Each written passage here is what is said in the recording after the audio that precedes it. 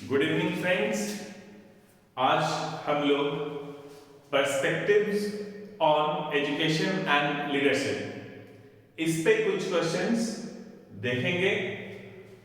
अभी तक आप लोग बहुत अच्छी तरह से एग्जाम्स के लिए प्रिपेयर हो चुके होंगे या एग्जामिनेशन के लिए प्रिपेयर हो रहे होंगे। तो आइए हम लोग आज टेस्ट करते हैं कि आपका जो प्रिपरेशन है वो सही डायरेक्शन में जा रहा है या नहीं जा रहा है। एक बात और यहाँ पे हम आप मेंशन करेंगे, मैंने सिर्फ 4 या 5 टॉपिक ही सीटेट के लिए डाला था, ठीक है, और भी छोटे छोटे टॉपिक्स। और जो टॉपिक्स मैंने डाला था और उसमें हमने बोला था उनसे कि इस पैटर्न पे क्वेश्चंस आएंगे, इस तरह से क्वेश्चंस आएंगे और क्वेश्चंस उसी तरह से आएंगे। और मैंने 5 टॉपिक डाला तो हर एक टॉपिक से सीटेट एग्जामिनेशंस में क्वेश्चंस आया।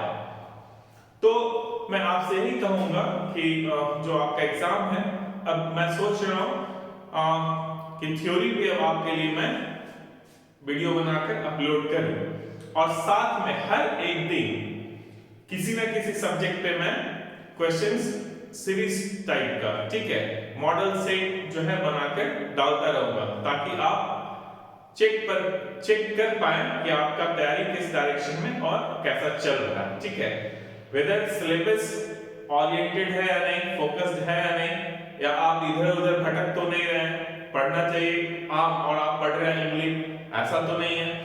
तो मैं इस हर एक में, चाहे वो इंग्लिश हो, ईवीएस हो, हिंदी हो, मैथमेटिक्स हो, हर एक में, और perspectives on education and leadership, ये तो यहाँ से एकदम बहुत सारा क्वेश्चंस आएगा, 60 मार्क्स, 60 क्वेश्चंस यहाँ से आएंगे। तो हर एक पार्ट में मैं आपके लिए क्वेश्चंस प्रिपेयर करके डालता रहूंगा, ठीक है। तो चलिए अभी हम लोग देखते हैं perspectives on education and leadership का पहला मॉडल सेट। ये 15 क्वेश्चंस का है, हम लोग 15 क्वेश्चंस देखेंगे, आप इसमें से कितना सही कर पाते हैं, ठीक है। तो सबसे पहले मैं हट जाता हूं और आप इसका स्क्रीनशॉट ले लीजिए और पहले आप खुद सॉल्व करके देखिए कि आप कितना सॉल्व कर पाते हैं। तो आप स्क्रीनशॉट ले लीजिए इसका, ठीक है। चलिए अब जो है ना हम लोग स्टार्ट करते हैं। सबसे पहला क्वेश्चन है, शिक्षा का 10+2+3 प्रारूप किसके द्वारा अनुशंसित किया गया। अभी तो आपको पता है एनईपी 2020 में कुछ अलग प्रारूप अनुशंसित किया गया है ना, पाठ्यक्रम प्रणाली अनुशंसित किया गया है, ठीक है।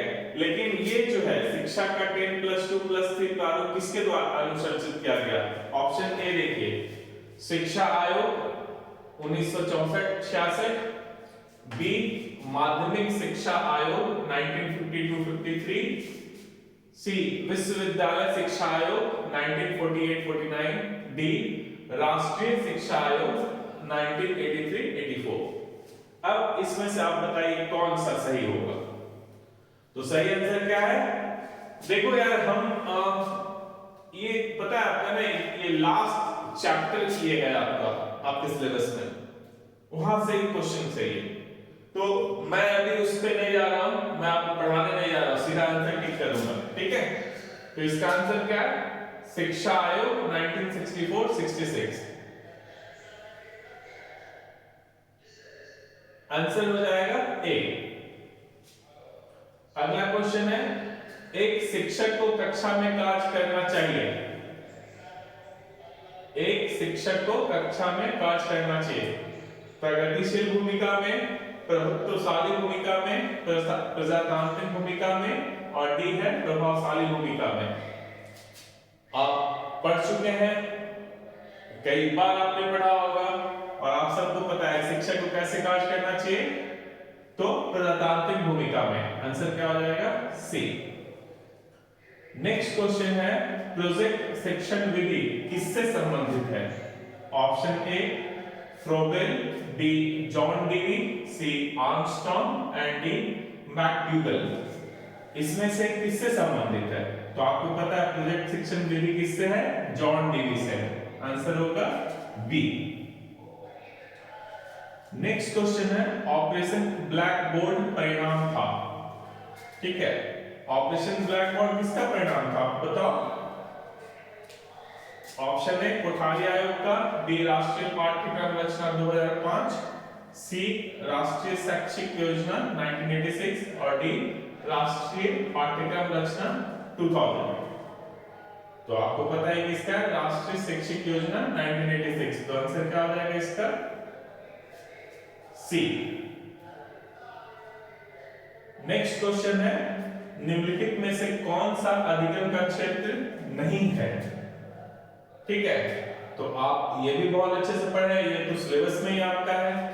पहला ऑप्शन ए में है संज्ञानात्मक, बी भावात्मक, सी क्रियात्मक एंड डी आध्यात्मिक। देखो क्षेत्र नहीं है कह रहा है, तो कौन सा क्षेत्र नहीं है, तो आध्यात्मिक क्षेत्र नहीं है, आंसर हो जाएगा डी। नेक्स्ट क्वेश्चन है शिक्षार्थी सुस्त होते हैं। ठीक है, किस विधि से सुस्त हो जाते हैं शिक्षार्थी। ऑप्शन ए प्रोजेक्ट विधि में, बी खोज विधि में, सी व्याख्यान विधि में और डी रचनात्मक और अन्वेषण विधि में। तो ये आप जानते होंगे कौन सा आप लेक्चर देते जाओ आदमी सो जाता है। तो शिक्षार्थी सुस्त किसमें हो जाते हैं, सुस्त किसमें होते हैं, तो व्याख्यान विधि में, आंसर हो जाएगा सी। नेक्स्ट क्वेश्चन क्या है शिक्षक का पहला कर्तव्य किसके प्रति है। शिक्षक का पहला कर्तव्य किसके प्रति है। ऑप्शन ए समुदाय, बी विद्यार्थियों, सी विषय जो पढ़ाता है और या पढ़ाती है, डी स्कूल के प्राधिकारी वर्ग। ठीक है, तो शिक्षक का सबसे पहला कर्तव्य किसके अगेंस्ट में होगा, विद्यार्थी नहीं होगा तो शिक्षक किसका होगा, है ना। तो शिक्षक ऑप्शन हो जाएगा बी विद्यार्थियों। निम्नलिखित में से किस कारक का सीखने पर सबसे कम प्रभाव पड़ता है। निम्नलिखित में से किस कारक का सीखने पर सबसे कम प्रभाव पड़ता है। ए थकान, बी आयु, सी रोग, डी लिंग भेद।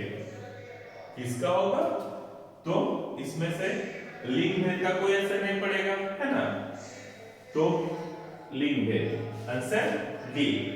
चलिए 9th क्वेश्चन आप देखते हैं हम लोग।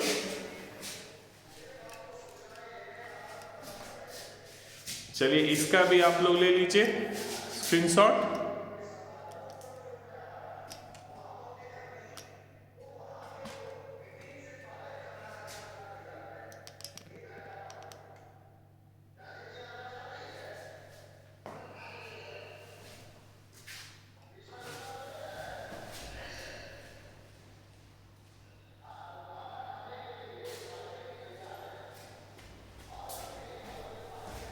चलिए आप स्क्रीनशॉट ले लिए होंगे, है ना।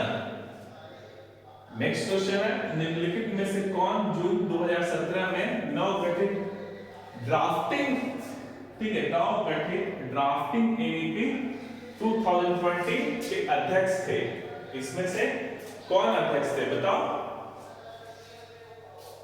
ए वसुधा कामत, बी डॉक्टर के कस्तूरी रंगन, सी केजे अल्फोंस, डी रामशंकर कुरेल। तो आपको पता है इसके अध्यक्ष कौन थे, डॉक्टर के कस्तूरी रंगन, आंसर हो जाएगा डी।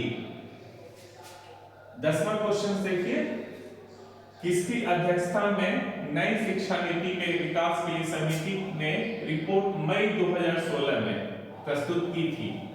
ठीक है, किसके अध्यक्षता में नई शिक्षा नीति के विकास के लिए समिति। तो आपको पता है कौन इसके अध्यक्ष थे, TSR सुब्रमण्यम। तो आंसर होगा सुब्रमण्यम। ठीक है, एक हो जाएगा। नेक्स्ट क्वेश्चन एनईपी 2020 के अनुसार, ठीक है,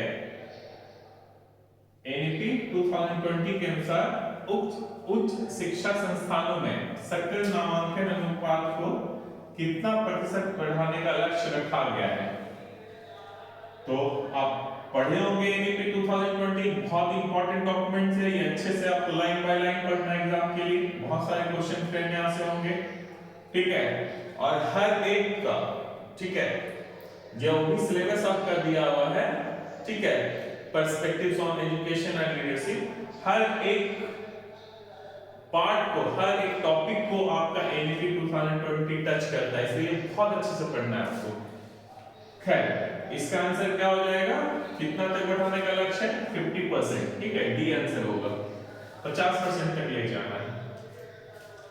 ये तो सब लोग बता देना चाहिए। एनईपी 2020 के अनुसार शैक्षिक पाठ्यक्रम प्रणाली क्या है, ये तो सबको बता देना चाहिए। क्या है, 3 plus A, 3 plus 4 plus 4 plus 5, B 5 plus 3 plus 3 plus 4, C 4 plus 3 plus 3 plus 5 और D 5 plus 4 plus 3 3। तो आप सबको ये पता है क्या है, बताओ 12 का क्या होगा, ये है ना 5 plus 3 plus 3 plus 4, आंसर हो जाएगा B।